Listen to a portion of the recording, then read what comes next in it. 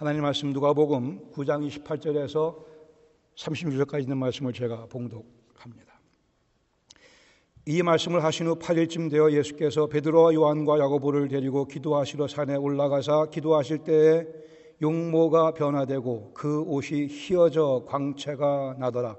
문득 두 사람이 예수와 함께 말하니 이는 모세와 엘리야라. 영광 중에 나타나서 장차 예수께서 예루살렘에서 별세하실 것을 말할세 베드로와 및 함께 있는 자들이 깊이 졸다가 온전히 깨어나 예수의 영광과 및 함께 선 두 사람을 보더니 두 사람이 떠날 때에 베드로가 예수께 여짜오되 주여 우리가 여기 있는 것이 좋사오니 우리가 초막 셋을 짓되 하나는 주를 위하여 하나는 모세를 위하여 하나는 엘리야를 위하여 하사이다 하되 자기가 하는 말을 자기도 알지 못하더라. 이 말할 즈음에 구름이 와서 그들을 덮는지라. 구름 속으로 들어갈 때에 그들이 무서워하더니 구름 속에서 소리가 나서 이르되 이는 나의 아들 곧 택함을 받은 자니 너희는 그의 말을 들으라 하고 소리가 그침에 오직 예수만 보이더라. 제자들이 잠잠하여 그 본 것을 무엇이든지 그때에는 아무에게도 이르지 아니하니라. 아멘. 자리에 앉으시겠습니다. 아버지가 아들에게 쟁기를 잡고 밭을 갈라고 일을 시킵니다. 그런데 쟁기를 잡은 아들이 똑바로 나가지 못하고 삐뚤빼뚤 밭을 갈고 있었습니다. 그러자 아버지가 아들에게 조언을 합니다. 저 앞에 앉아있는 소, 저 소가 보이지 않느냐? 저 소만 바라보고 나아가면 돼. 그렇게 조언하고 아버지는 볼일을 보기 위해 읍내로 들어갔습니다. 얼마 시간이 흐른 후에 아버지가 돌아왔더니 아들이 밭을 삐뚤빼뚤하게 엉망으로 갈아 놓은 거예요.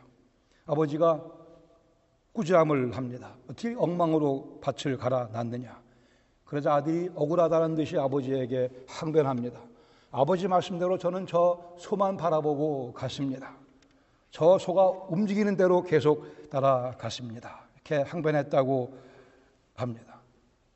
기준이 흔들려버린 결과이죠. 2017년 우리가 시작하면서 올해는 우리 인생의 최대의 해가, 최고의 해가 되게 하리라 다짐하며 새해를 맞이했습니다. 잘 진행이 되고 계시겠죠. 누구를 지금 확실하게 따라가고 계시는지요? 누구를 따라갈 계획이신지요? 어떠한 가치 판단 기준에 의해 오늘의 삶을 우리는 살아가고 있는지요? 삶의 중요한 결정을 내릴 때 과연 그 근거를 어디서 우리는 발견하며 결정을 내리고 살아가는지요? 오늘 나누려고 하는 누가복음 9장에 있는 변화산 장애 사건, 마태복음 17장에도 기록되어 있고 마가복음 9장에도 기록되어 있습니다. 예수님의 용모가 변화되신 사건, 즉 예수님께서 사람의 몸속에 감춰놓으신 당신의 그 신성, 하나님 되심이 여지없이 드러나는 그러한 사건입니다. 잠깐 하나님의 참된 그 모습을 열어서 보여주시는 그러한 기가 막힌 사건입니다. 그리스도 예수의 이 찬란한 영광이 그분을 믿는 제자인 우리들에게도 주어져 있음을 함께 배우기를 원합니다. 우리 사랑하는 성도님, 늘 그리하셨듯이 오늘도 졸지 마시고 이 말씀에 귀를 기울여 주시기를 부탁드립니다. 세심하게, 조금 어려울 수도 있어요. 좀 지루할 수도 있어요. 그러나 그 지루한 것은 제 탓이지 예수님 탓이 아닙니다. 저를 위해서 졸지 마세요. 왜냐하면 이 본문에 보시면 베드로가 졸다가 들키거든요. 졸지 마세요. 더 중요한 이유는 이 사건이 시사하는 바가 너무나 중요하기 때문에 그렇습니다. 먼저 28절의 사건의 배경을 보시면 28절은 이 말씀을 하신 후로 시작을 합니다. 이 말씀하시고 8일쯤 되어 예수님께서 베드로와 야고보와 요한 셋만을 데리고 기도하러 산에 올라가십니다. 이 본문을 이해하기 위해 아주 중요한 것은 맨 앞에 있는 말씀, 이 말씀을 하신 후 이 말씀이 무엇인가가 이 본문의 이해에 결정적으로 중요합니다. 그 앞에 있는 내용들을 보시면 이 사건은 마태복음 16장에 기록되어 있고 우리가 지난주에 봤던 말씀의 연속이기도 합니다만 제가 누가복음으로 자리를 잠깐 옮겨서 누가복음에 좀 더 상세한 기록을 함께 보려 합니다. 누가복음 9장의 20절에 보시면 앞에 보시면 예수께서 말씀하기를 너희는 나를 누구로 하느냐. 그때 베드로가 대답하죠. 주님은 마태복음의 기록에 의하면 그리스도시요 살아계신 하나님의 아들이시니이다. 누가복음 9장 20절의 기록에 의하면 예수님 하나님의 그리스도이시라고 베드로가 고백을 합니다. 고백 기억하세요. 고백. 두 번째 22절 보시면 예수님의 순환과 부활에 대한 예고가 있습니다. 마태복음에도 있었고요. 여기도 다시 한번 당신이 많은 고난을 받고 장로들과 대제사장들과 서기관들에게 버림받아 죽임을 당하고 제3일에 살아나야 만하리라. 예고, 고백, 예고. 세 번째는 23절에 보시면 제자 도에 대해 말씀합니다. 아무든지 나를 따라오려거든 자기를 부인하고 날마다 제 십자가를 지고 나를 따를 것이니라. 제자 도에 관해 말씀하셨습니다.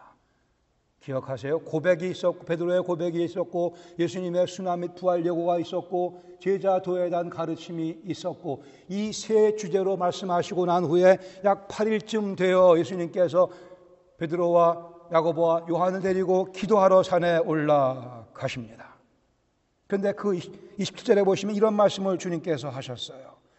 내가 참으로 너희에게 이르노니 여기 서 있는 사람 중에 죽기 전에 하나님의 나라를 볼 자들도 있다고 말씀합니다. 하나님의 나라를 볼 자들도 있다 말씀하시고 8일쯤 되어 변화산 사건이 벌어지고 있습니다. 여기 있는 하나님의 나라를 본다는 것의 의미가 무엇인가에 대해 학자들의 의견이 좀 여러 의견이 있습니다. 어떤 분들은 예수님의 부활로 이해하는 분들이 있어요. 예수님의 그 부활을 통해 하나님의 영광이 드러나는, 또 어떤 분들은 예수님의 재림으로 이해하기도 합니다.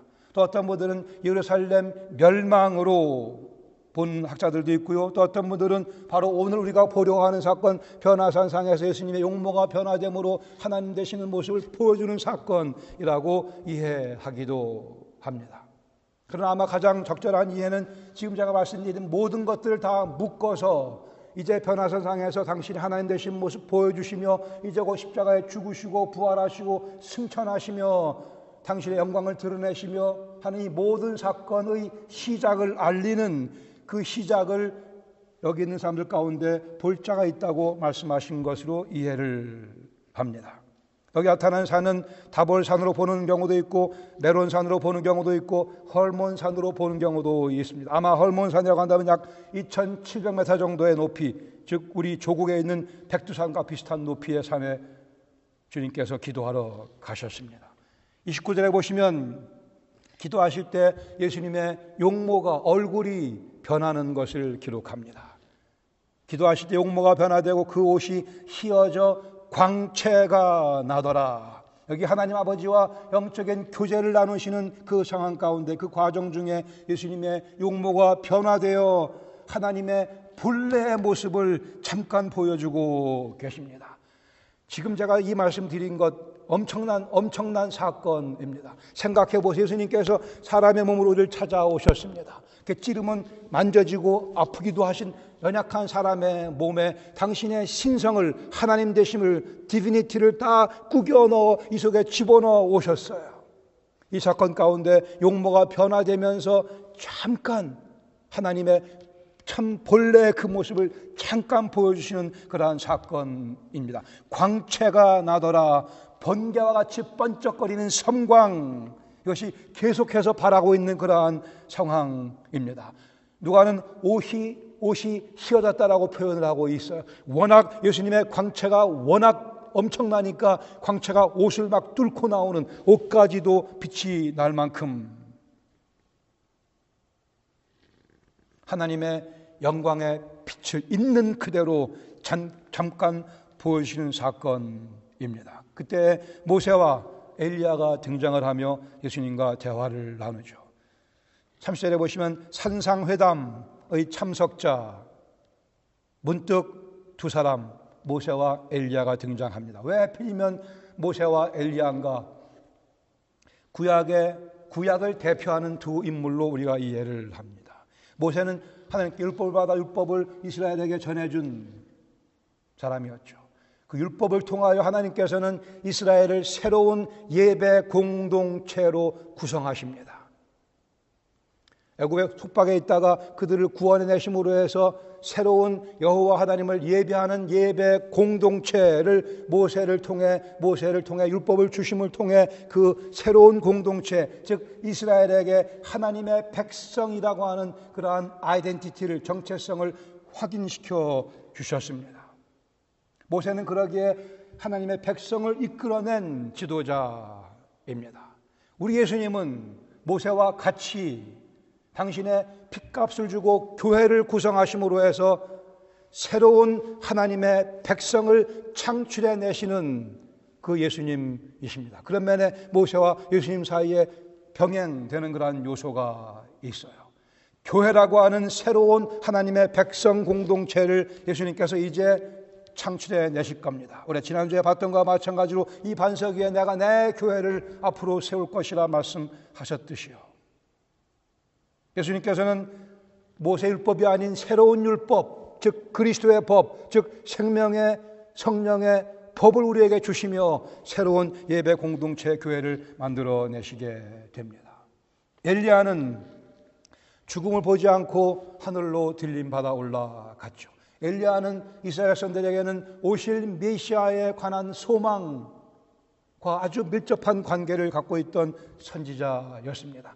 메시아가 오시기 전에 엘리야가 올 것을 그들은 기대하고 있었습니다. 종말의 소망을 대변하는 엘리야가 이 산상에 등장을 합니다.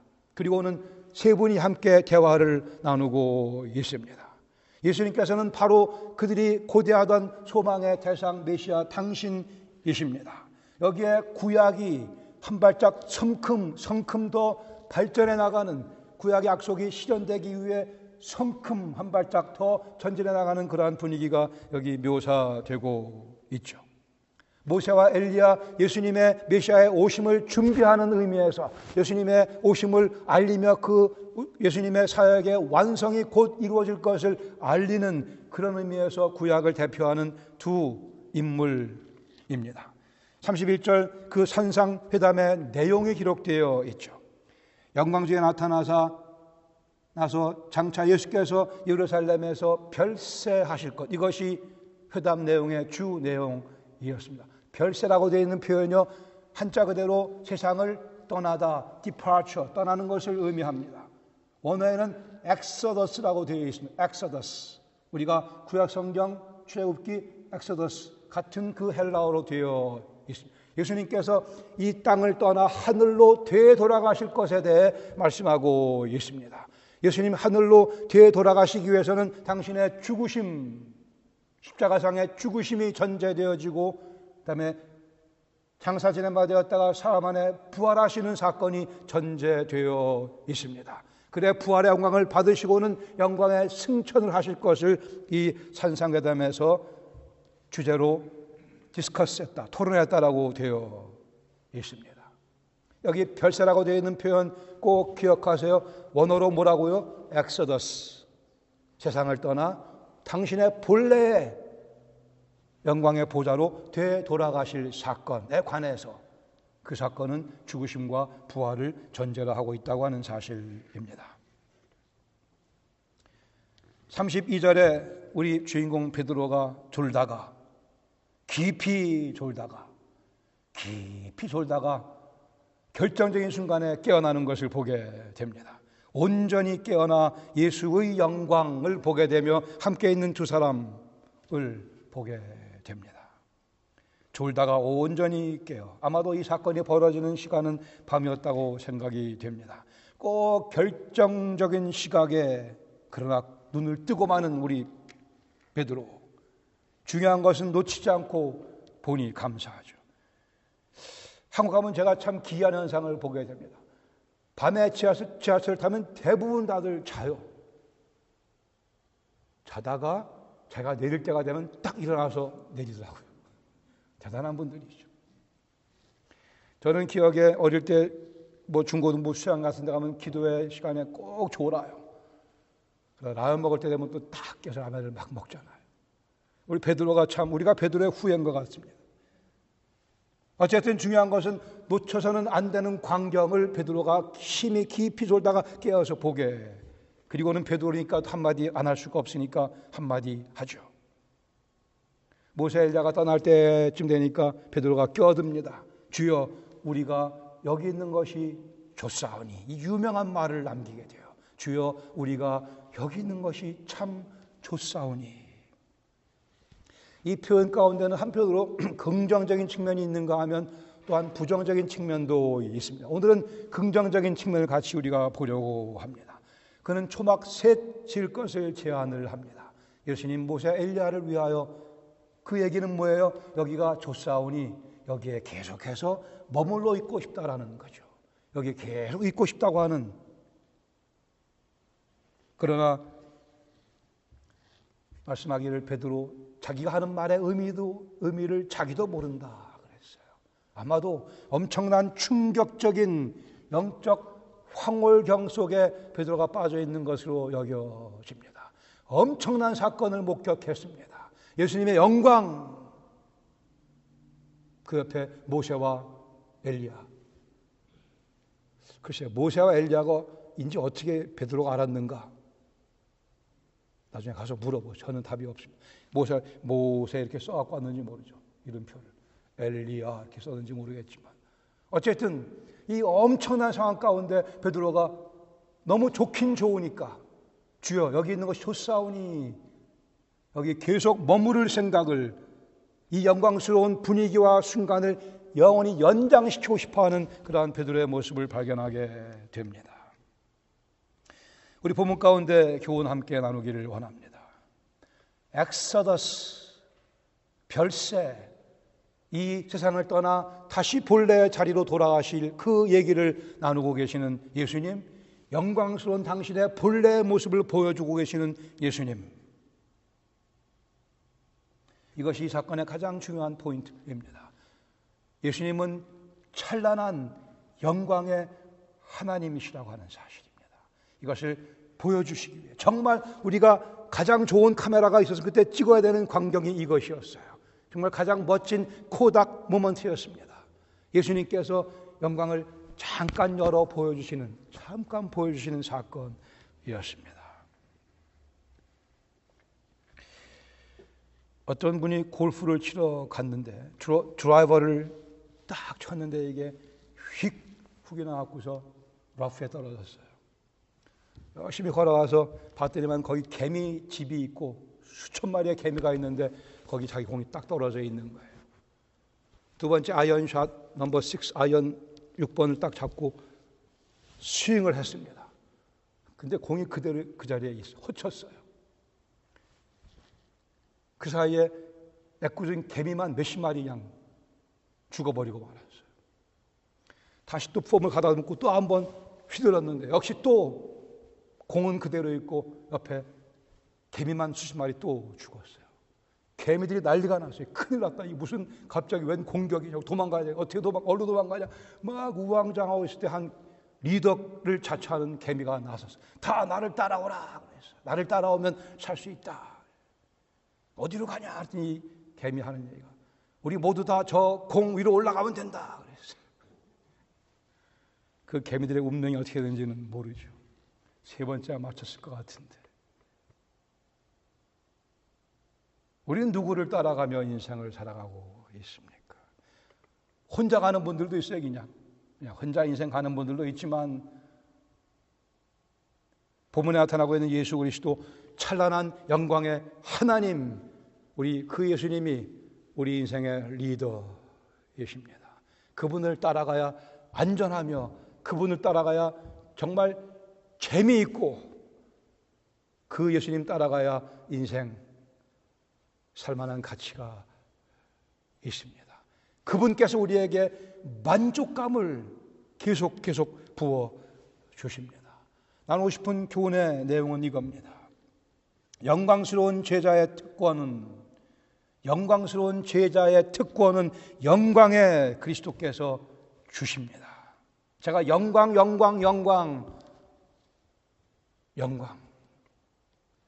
우리 그리스도 믿는 우리는 영광스러운 존재가 됐습니다. 제자의 특권을 누리며 살아가고 있습니다. 과거에 그렇지 못했고 우리 공로도 아니고 나 같은 죄인을 살리셔서 제자로 삼아주신, 그리스도의 제자로 삼아주신, 영광의 찬란한 영광의 예수 그리스도의 제자로 우리를 삼아주셨습니다. 그러기에 나는 영광스러운 삶을 살고 있는 거예요. 제자로 살아가는 삶은 특권인 것을 자꾸 사탄이 이것을 뒤집습니다. 예수 믿고 살아가는 삶 얼마나 힘드냐? 힘들긴 뭐가 힘들어요? 그럼 왜 예수를 믿겠습니까? 그리스도의 복음은 예수님의 주시는 짐은 가볍고 쉽다 그랬어요. 내 짐은 쉽고 내 멍에는 가볍다고 말씀하셨습니다. 왜 크리스천 라이프가 힘들다고 그러세요? 사탄의 거짓말입니다. 많은 영광 보여주며 나와 함께 가시네. 예수 나를 오라 하네 모여 많은 영광 보여주며 나와 함께 가십니다. 예수님 억지로 따라오라고 하신 적 한 번도 없어요. 영광을 보여주며 같이 가자고 초청하십니다.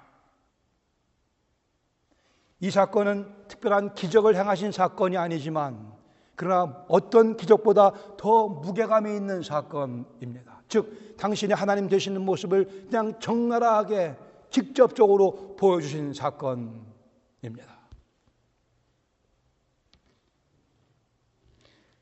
이 사건의 초자연적인 측면, 초자연적인 예수님의 영광이 우리 삶 속에 spill over, 넘쳐 흘러 들어오고 있음을 우리가 볼 수 있기 원합니다. 미국의 메이저리그 베이스볼 프로야구 선수로 프로야구팀과 계약한 선수 가운데 약 8%만 실제 그 메이저리그 경기에서 게임을 한다고 그래요.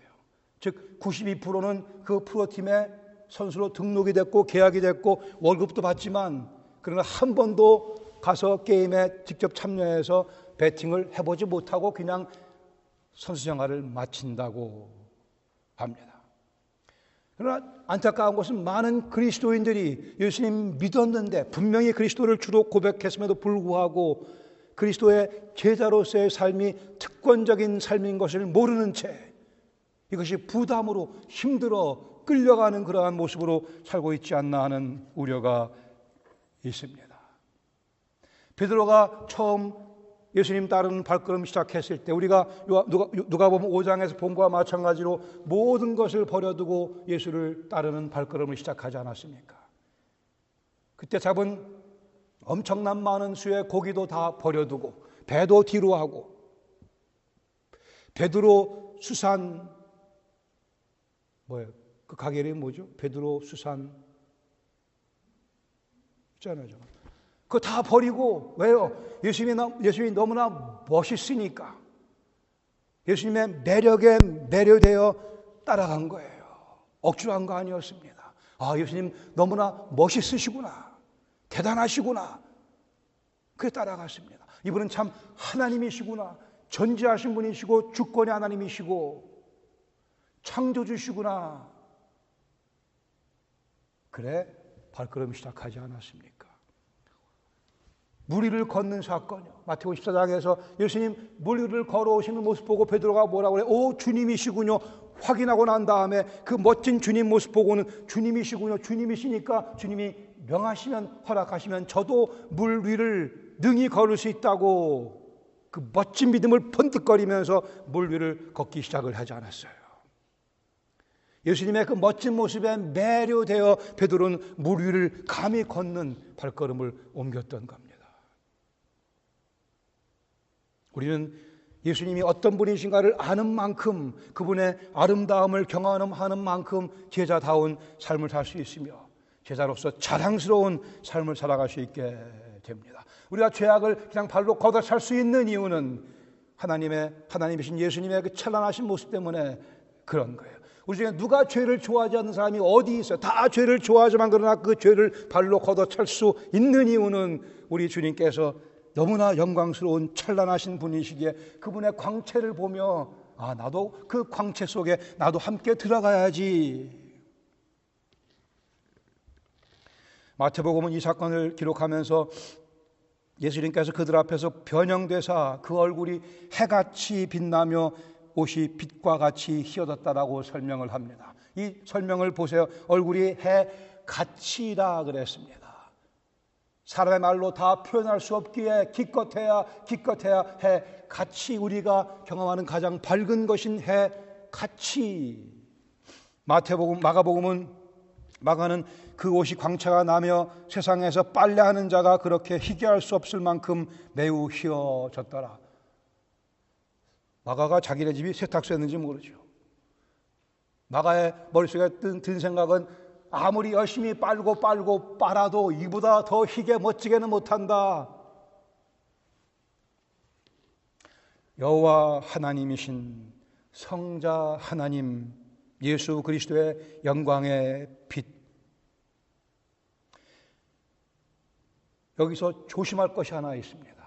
예수님은 용모가 변화되기 위해 기도하신 것 아닙니다. 반복하겠습니다. 예수님은 용모가 변화되기 위해 하나님께 열심히 매달려 기도하신 것 아닙니다. 그렇게 이해하는 것은 이 본문을 완전히 역행하는 꼴이 되어버리고 말아요. 예수님은 본래 하나님이시기 때문에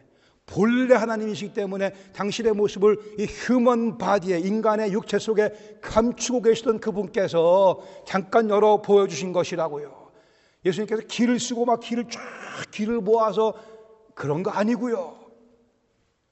원래 하나님이신 그분께서 아버지 하나님과 영적으로 교제를 나누시면서 이렇게는 얘기하셨겠죠. 아버지께 지금쯤 보여줄까요? 이렇게 얘기하셨을 거예요. 지금쯤 당신이 하나님 되신 그 모습을 베드로와 요한과 야고보에게 보여줄까요? 그 디스커션이 있었을지 모르겠지만 예수님이 변하기 위해서 애쓰신 거 절대 아닙니다. 엉뚱하게 성경을 읽지 마세요. 왜? 그분은 하나님이시니까. 하나님이시기에 그냥 보여주신 거예요. 여기 말하는 셰카이나 글로리, 구약에 하나님께 등장하실 때 그 멋진 광경을 예수님께서, 여호와이신 예수님께서 이 사건을 반복하고 계신 것뿐입니다. 여기 사람의 영역과 하나님의 영역을 왔다 갔다 넘나드시는 우리 예수님 모습이 있는 것뿐이죠. 유한의 영역과 무한의 영역을 넘나드시는 하나님이시며 또한 사람으로 오신 예수님의 모습. 말로 다 묘사할 수 없으며 그림으로 다 그려낼 수 없는 사건의 현장입니다. 사울의 회심 사건 가운데 예수님께서, 승천하신 예수님께서 그에게 나타나시지 않습니까? 그 사건을 묘사하면서 사도행전 9장 그리고 22장의 기록에 의하면 이렇게 6절에 말씀합니다. 오정쯤 되어 호련히 하늘로부터 큰 빛이 나를 둘러 비치매. 오정쯤 되어 하늘로부터 큰 빛. 이 하늘로부터 온 큰 빛은 태양빛이 아니죠. 여기 분명히 구별을 하고 있습니다. 때는 오정이었어요. 가장 밝은 대낮에, 그러나 하늘로부터 큰 빛이, 태양을 능가하는 빛이, 태양과는 구별되는 빛이 사울을 덮습니다. 태양은 이 하나님 예수님께서 만들어내신 빛이시고요, 하늘로부터 임한 이 큰 빛은 당신의 영광의 빛입니다. 창조된 것이 아닌 당신께 속한 영광의 빛입니다. 별하나상에서 이 베드로와 야고보와 요한이 경험한 예수님의 모습은 태양 같이, 해 같이, 그러나 해를 훨씬 더 능가하는 존재론적으로 차이가 있는 피조된 빛이 아닌 창조주의 빛, 그 빛을 보여주시는 겁니다. 여기에 가히 우리 베드로가 주여 여기 있는 것이 좋사오니 여기 계속 머물죠라고 제안을 합니다. 이게 또 베드로의 뛰어난 모습이라고 생각해요. 정신이 없긴 하지만 지금 이 막 우왕좌왕하지만 엄청난 충격 가운데 빠져 있지만 너무나 멋있으니까 그렇지 여기 계속 머무시다 머물죠 주님. 토막치고 죄송합니다. 죽치고 있자는 거예요. 여기에 이 베드로의 표현에 긍정적인 측면이 있습니다. 예수님의 그 뛰어나신 모습에 매료되어 또 그 영광에 동참하고 싶어하는 베드로의 모습. 농구를 좋아하는 젊은이들은 아마 르브론 제임스하고 아니면 스테픈 커리하고 같이 한 게임 하면 굉장한 명예로 영광으로 알 거라고 생각이 됩니다. 아니면 테니스 좋아하는 사람들은 페더러 또는 나달과 함께 한 게임을 했다. 그러면 자기 평생의 큰 영예로 생각을 할 거예요. 베드로는 예수님과 함께 그 영광의 자리에 있었던 것을 큰 기쁨으로 알고 나중에 자기가 책 쓸 때 또 그 얘기를 언급합니다. 내가 옛날에 과거에 예수님과 함께 그 영광에 내가 직접 영광을 목도했었노라고 자랑을 합니다. 우리에게도 그 자랑이 필요하지 않겠냐는 거죠. 저 장미꽃 위에 있을 아직 맺혀 있는 그때에 귀에 은은히 소리 들리니 주 음성 분명하다. 주님 나와 동행을 하면서 나를 친구 삼으셨네. 우리 서로 받은 그 기쁨은 알자가 없다고 그랬어요. 우리 서로 함께 나눈 그 기쁨은 직접 체험해 보지 않은 사람은 알 길이 없다. 자랑스럽게 감사하는 마음으로 우리가 찬양을 하지 않습니까? 우리 서로 받은 그 기쁨 알 사람이 없도다. 그 청아한 주의 음성 우는 새도 그 음성을 듣기 위해 잠잠해집니다. 내게 들리던 주의 음성이 늘 귀에 쟁쟁하다. 과연 예수님의 그 달콤한 음성이 늘 내 귀에 쟁쟁한가요? 주님과 함께 정원에서 시간 보내며 주께서 보여주신 그 영광, 그 영광의 광채가 늘 내 눈앞에 펼쳐지고 있나요? 충격적인 영적 황홀경에 베드로는 빠져 들어갔습니다. 우리는 오늘 이 충격적인 영적 황홀경 속으로 빠져 들어가야만 됩니다. 주님과 둘이서 주님과 함께 충격적인 충격적인 모든 능력을 다 발휘해서 이 사건을 머릿속에 재현하시기 바랍니다. 비주얼라이즈 하시기, 그림 그려보시기 바랍니다. 세상에 어떤 사람이 아무리 열심히 빨래를 해도 태양과는 구별되는 당신의 피조되지 않은 창조주의 그 영광 자체를 우리에게 보여주시고자 하는 주님의 그 자리에 우리가 나아가야죠.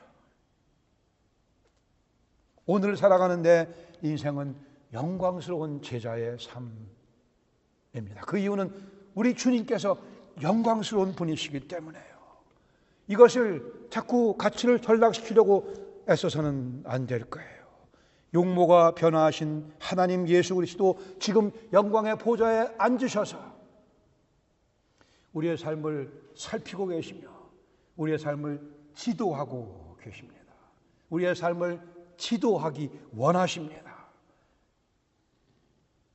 우리도 베드로와 같이 이렇게 주님께 기도드릴 필요가 있어요. 요청드릴 필요가, 주님 여기가 좋사오니 여기 계속 머물게 해 주소서. 주님과 함께하는 시간이, 주님과 함께하는 예배의 그 분위기가, 주님과 함께하는 영적 교제의 그 시간이 너무 좋사오니 여기 있는 것이 주여 좋사오니. 그 예수님 나를 위해 대신 십자가에 죽으신 하나님이시거든요. 나를 위해 그렇게 나를 사랑하시는 분이시거든요. 내게 영생의 능력을 주시려고 부활하신 하나님, 나를 위해 부활하신 하나님. 오늘 또 내일의 삶 속에 의욕을 주님께서 계속 불러일으켜 주시지 않습니까? 우리 속에 담대함을, 그리스도의 제자로 살아가는 이 삶이 영광스러운 삶이라고 하는 확신을 우리 속에 넣어주지 않으십니까? 예수 그리스도를 믿는 우리 삶이 영광의 연속이어야만 합니다. 예수님께서 영광의 주님이시기에 우리가 그 예수님과 연결되어 있는 한, 연결되어 있는 동안, 연결되어 있는 만큼 우리는 영광스러운 삶을 누리게 됩니다. 기억하시죠? 고백, 베드로의 고백이 있었습니다. 주는 그리스도시요 살아계신 하나님의 아들이시니이다. 주는 하나님의 그리스도이시니이다. 두 번째, 예수님의 순환 및 부활 예고가 있었습니다. 내가 예루살렘에 올라가 죽게 되겠으나 사흘 만에 다시 부활해야만 될 것을 주께서 그것이 별세의 전제 조건이라고 했습니다. 세 번째, 예수님께서 제자 도에 관해 자기 십자가를 지고 따라오라 말씀하셨어요.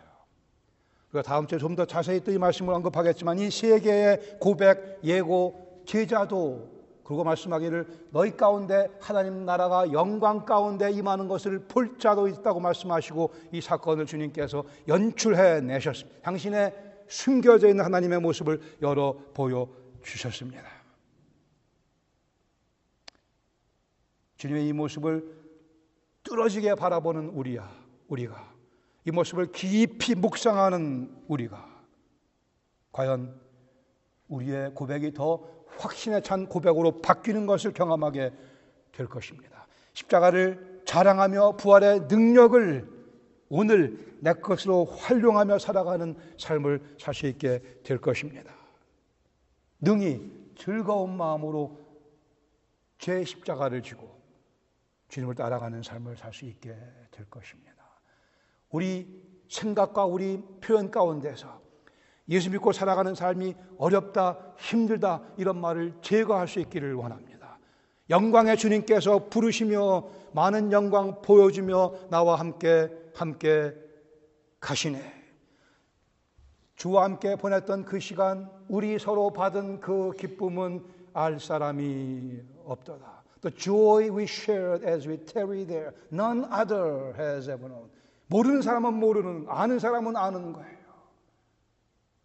모든 그리스도인들에게 주님께서 당신의 영광을 보여주시며 그 영광에 힘입어 오늘을 즐기라 초청하십니다. 영광의 보좌 위에 앉아 계신 주님, 우리가 그 주님 바라보며 자신 있게, 힘차게, 기쁘게, 즐겁게 죄를 짓밟으며 전진해 나갈 때 우리 그 주님께서 기뻐하실 것이며 우리는 그 주님 기뻐하시는 모습을 보며 더 신이 나서 더 멋있게 특권적인 제자의 삶을 누리며 살아갈 수 있게 될 것입니다. 우리 이 말씀 마음속에 품으며 한 주간 살아가며 이 말씀을 우리의 매일매일의 삶의 현장에 적용하시기를 바랍니다. 나는 특권적인 제자의 영광을 지금 보고 있는가?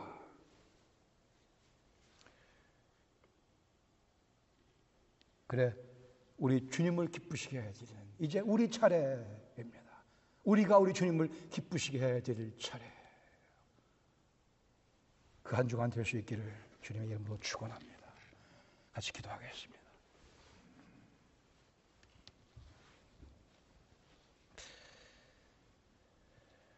우리 서로 받은 그 기쁨은 알 사람이 없도다. 이 기쁨 주시려고 우리 예수님 십자가에서 죽으신 거 아닙니까?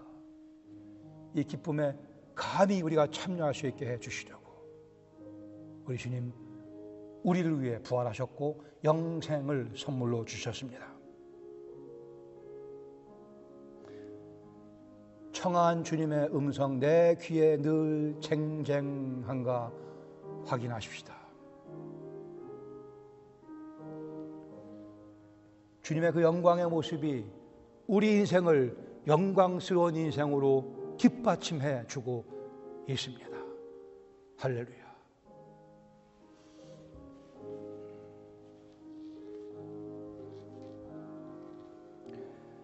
아버지 하나님, 주님의 섭리 가운데, 교회 가운데 우리 주 예수 그리스도께서 이 땅에 찾아 내려오셨을 뿐 아니고 이 변화산상의 사건을 통해 우리 예수님의 본래 그 영광스러운 찬란한 모습을 잠깐 보여주시니 감사드립니다. 그 영광의 주님께서 우리의 모든 죄악을 대신 지시고 십자가에 죽으셨으니 그 죽으심이야말로 우리를 능히 살릴 수 있는, 우리의 모든 죄를 다 제거할 수 있는 효력이 있는, 능력이 있는 거룩한 죽음인 것을 감사드리며, 그 영광의 주님이시기에 죽음을 정복하시고 부활하셔서 그 이름 믿는 저희들에게 영원한 생명 주시니 감사 또 감사드립니다. 이제는 그 이름을 소중히 여기는 그리스도 예수의 제자로서 그 이름에 걸맞는 특권적인 삶 살아갈 수 있도록 성령께서 이 말씀 가운데 역사하여 주시옵소서. 주님의 영광이 우리 영광 되게 하시며 우리의 헌신이, 주님을 향한 우리의 사랑이 영광으로 변화되어 주 앞에 제사로 바쳐 드려질 수 있도록 은혜 내려 주시옵소서. 한 주간의 삶, 이 말씀 때문에 저희들이 승리하게 하시고 기쁨 충만하게 하시고 세상을 능히 이기는 삶, 영광을 주 앞에 돌려드리게 이끌어 주시옵소서. 예수님의 이름으로 감사드리며 기도합니다.